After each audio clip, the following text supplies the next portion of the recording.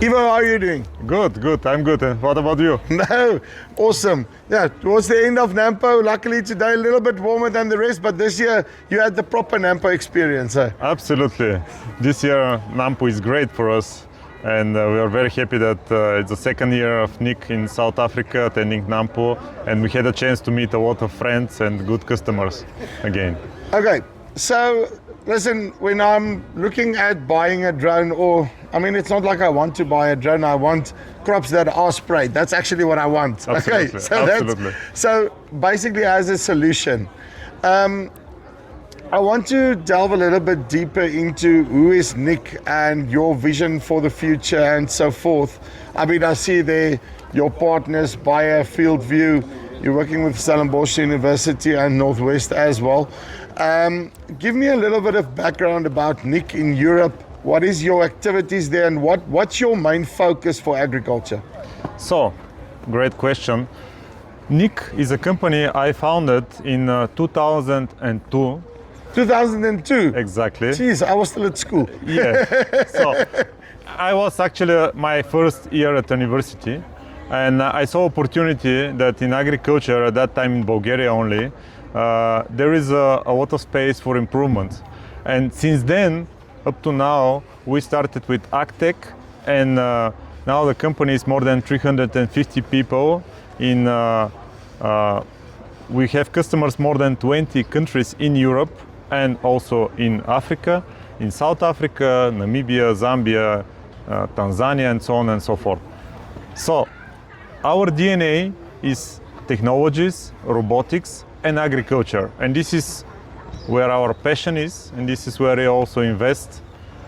And that's what makes us happy, basically. So it's that, as you say, that passion for agriculture at the end of the day. Okay, and you say in Europe you're in more than 20 countries that you're active there. Absolutely. Okay, so I'm guessing when it came to choosing the drone that you guys wanted to put into the market and that actually fit the bill, you had a choice of literally every single drone on the market, because you've been basically in the robotic space and so forth since 2002. Why specifically did you go for XAG? Great question. We had the opportunity to be an early adopter on the market, and the decision with which partner we are going to go ahead is quite a strategic one. Of course, we had the opportunities to pick anyone, but as I said, in our DNA is deeply integrated innovations, and the company which is really spending their efforts in innovation is XAG, and not only in drones, but also in the full ecosystems of products which provide automation to the farms. Whatever we're speaking about spraying, spreading, irrigation, tractor guidance and steering, or something else. And we believe that in near future, most of the operations in one single farm will be able to manage from the office. And this is why we picked XAG, and now we're a partner of them for 2 continents, basically for Europe and Africa as a distribution platform, and this is why we are covering so many countries. In some of these countries, like South Africa, we have our own entity with our own team to be sure that our company is able to provide outstanding service to the end customers and agents and dealers. This is very essential. We know that implementation of robotics sometimes is a bumpy road, and we need to make an extra mile to support our customers. And this is a key, actually. We know since the very beginning of NIK that basically no one is buying some technologies just for fun. We always need to solve a problem. And this problem is most probably a difficult one. And this is our role, actually. This is our task to make this integration of the robots and technologies quite smooth to our customers, although it's hard for the beginning. Let's be honest. 100%. And at the end of the day, you really need people. Okay, so I mean, when we started working with you in the beginning, what was it now? Year and a half, 2 years ago, when the first time when I made a video and I saw you guys, I think you were like 2 or 3 people in South Africa or something like that. And you're on an aggressive growth path in terms of creating the infrastructure and being a proper serious company in South Africa, and not just a company that supplies drones, basically comes, delivers it, but doing the whole circle to make sure that you can at the end of the day provide a proper solution and not a product. Indeed, what we are doing in South Africa is nothing else but what we are used to do in some other countries, and having quite a number of engineers and colleagues in Europe is indeed quite a leverage to grow our team in South Africa and to help them with the starting not from the scratch, but to boost a growth in South Africa. But also our team here is great. Actually, we had a good chance to recruit excellent talent, and this is also one of the main reasons for the outstanding results, even from the first year. From the very first year, actually, we have quite a list of trusted customers. Some of them we knew it before, as NIK is basically operating in South Africa since a while as a partner of Boer Crop Science, Yeah. and a supplier of Field View for not only South Africa but also entire Europe. And so having partners and multinational companies like Boer is definitely another leverage which we use successfully. But indeed, it's all about people. It's people that we have in our team with sharing the same values, which is very, very important, and living with the agriculture mindset, but also our customers. So we wanted to be here for a long run, not for a year or two. And I believe that some years from now, we will be happy to have a much bigger team and much better coverage with our presence on the market, but also with our portfolio. So, what do you see the future of agriculture looking like? I mean, obviously, you've now been in this game before precision agriculture even had a name. So I'm guessing you're one of the pioneers in terms of this whole industry, helping to push it forward. What do you see the future of agriculture looking like with the advent of things like artificial intelligence, all of these things, and what the value is that it can bring to my farm? So we saw a lot of technologies which just came and go. Some of them had really struggled to get traction, and the fact that we're also farmers. So my father is a farmer. Yeah, so you also farm. Yes, we have academy in our farm, and NIK Academy is a key pillar basically in all of the countries we are in operation, like in South Africa. Why I would like to underline this, we always test the technologies on our own, and we would like to be sure that the technology is proven, it's reliable. As we know that every farmer have 30, probably 40 times in his life to produce a corn. Yeah. So if Chupi, you have a chance to make only 30 interviews in your life, you will be very careful what kind of technologies you're going to pick and to whom you're going to rely on. Very, very true. And we are very, very aware of that.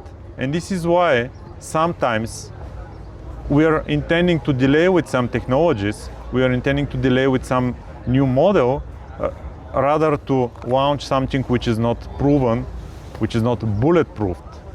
So that's your main, the way that you approach these technologies is by the time you bring them in, they must be bulletproof. And that's why you didn't, let's take the P150 Max that's just standing behind you. There was 2 models before that. That drone has already been out for, let's say, for more than a year and a half in China. But only after they sorted out all the issues and everything, you were happy to bring it to South Africa. Absolutely, absolutely. We have this privilege that the Chinese development is a bit ahead than Europe and Africa. And this is a kind of advantage as we have a chance to see the products, to see how reliable they are, and then to be able to scale up. One of the biggest risk for us and our customers is a scale up of the products which are not reliable. Yep. And this is something that we are very careful not to do it. I totally agree with you. That is basically one of the biggest risks. But what do you think in terms of, because I mean, we're sitting in a perfect storm type scenario, okay? I think even in the time that you've been involved in agriculture, and I think South African farmers can feel that maybe it's just a South African thing, but this is worldwide. Agriculture is under immense pressure at this stage. And I think this will go back in history as one of those watershed moments where the people that adapted, changed and adapted new reliable technologies, those will be the ones that actually survive, and the rest will just be lost in the void of history, something like that. What do you say is, what would be the biggest risk in terms of adapting or not adapting technologies? You get what I'm saying? Indeed, the agriculture now is a difficult business everywhere in the world. One of the privilege to have, as so many years in the agriculture domain, we know everybody everywhere. And this gives us a chance to chat with our colleagues in the US, in Brazil, in China, in Australia, everywhere. Now we have a difficult time for farmers. And indeed, the technologies is one of the ways how you can improve your P&L. Yeah. And P&L is? Profit and loss. Okay, good. Basically, as I said, we are solving a problem. And we need to solve the problem of the farmers with the most efficient way. For example, now our focus is not only on robotics, but how these robots can run much more efficiently, meaning with the less consumption of energy. Yeah. This is one of the goals as well. This is why we're introducing here products like the battery packs for the drones, not only generators, and soon we will have some other products. If you stay in tune, you see what else we are preparing now. It's quite exciting knowing what we have in our pipeline of development. Basically, we have a R&D office in Italy, which is already 10 years in the place. Now we are going to open an R&D office in China as well. And the purpose is very simple, just to be sure that the latest technologies which are available in other industries can be leveraged in agriculture as well, with the simple purpose to improve the efficiency of agriculture, the production costs to be lower. This is one of the biggest challenges ahead. We are now living in the times of oversupply of agriculture products, and this is basically one of the main reasons for the low prices everywhere. And so we need to think about efficiency, productivity, reliability, and this is basically a challenge which is quite exciting to solve. This is why NIK is not going in the direction of selling tractors, combines, but we are passionate about robotics, as we believe that the future is there. One of our products in Bulgaria and Romania, for example, is a fully autonomous tractor without a cabin, Axeed. Yeah. This is a diesel hybrid machine, which is exciting us.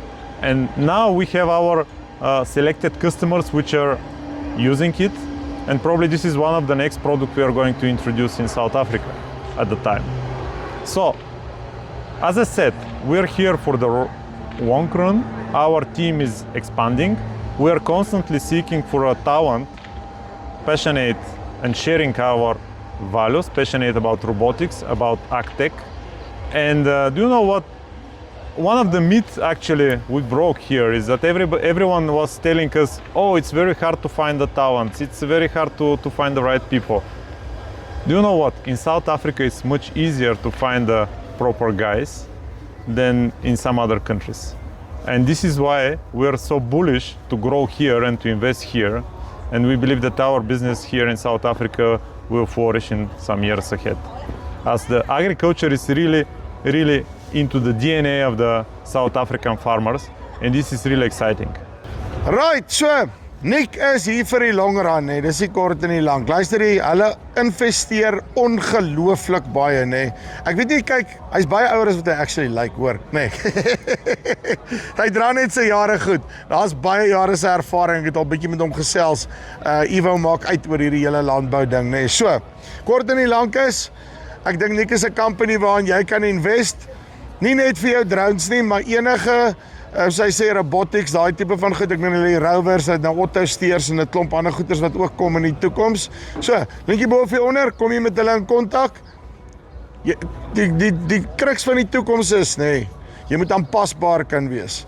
En hier is die tipe tools wat jou aanpasbaar maak. Dis die van Farmspace af, tot volgende keer. Groete.